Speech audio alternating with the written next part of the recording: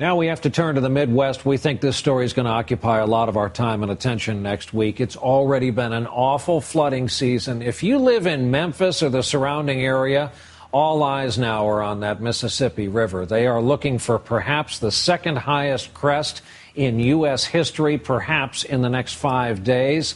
NBC's Ron Mott is in Memphis on some hallowed ground there in that city. Ron, good evening.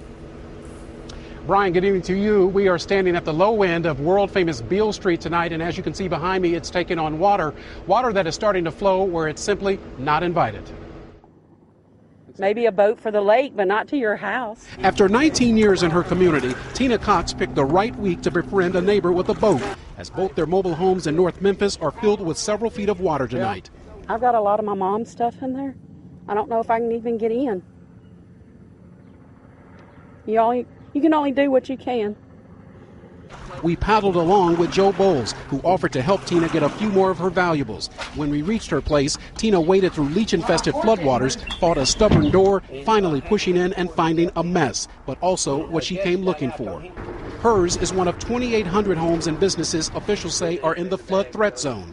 As the Mississippi continues to rise, approaching an all-time high here, sandbagging intensifies. Intersections are swamped, a horse stable nearly underwater to the roof, as the Big Muddy expands far beyond her banks as seen in these before and after satellite images. Even though there are predictions that the crest will exceed historic limits, we still will be prepared for that. South into Mississippi, the river has forced riverboat casinos in Tunica to close, an economic setback sure to be felt, and prompted this dog rescue. 6 dozen pets, some found wandering alone, have been rounded up in Memphis so far and housed in a mobile shelter. They have a place that they can safely leave their pet.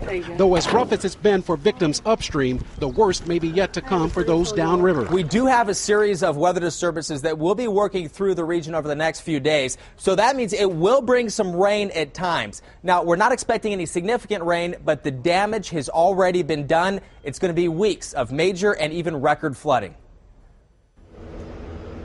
Today, the Coast Guard closed a 5-mile stretch of the Mississippi up near Caruthersville, Missouri, to all barge traffic for the next 8 days. They're trying to keep that water from flowing over those flood walls in that city, Brian. All right, Ron, now the crunch time begins. We'll be watching Ron Mott in Memphis tonight.